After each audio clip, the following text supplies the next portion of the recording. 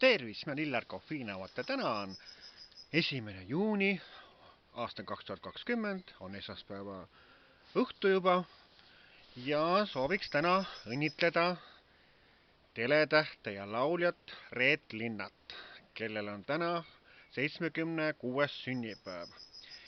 Ta on samal aastal sündinud kui minu ema Hilja, aga minu ema Hiljal on sünnipäev 19. juunil, nii et siis saab tema 76.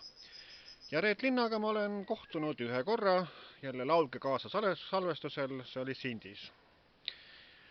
Nii et Reet Linna on sükene hea saatejuht ja laulude kirjutaja ja laulja, nii et mitmekülgne inimene.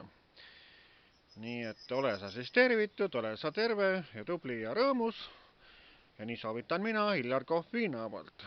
Ja kui keegi teist soovib, et Illar Kohv edastab mõne teie tuttava sugulase või kellegile kas õnnitluse või tervituse, siis võtke minuga ühendust kas Facebooki teel või saatke kiri hillar.kohv@mail.ee ja teeme teilegi sellise üheminutilise videotervituse sõnaga, see on natukene küll tasuline, 25 eurot jälle tuleks minu selle pangakontol kanda, aga kes on huvitatud sellest asjast, et siis ühesõnaga võtke minuga ühendust ja siis räägime juba edasi. Nii et ootan teie soove, et Illar Kohv edastaks teie õnnesoove ja tervitusi. Nii ütlen mina Illar Kohviinaualt. Tšau!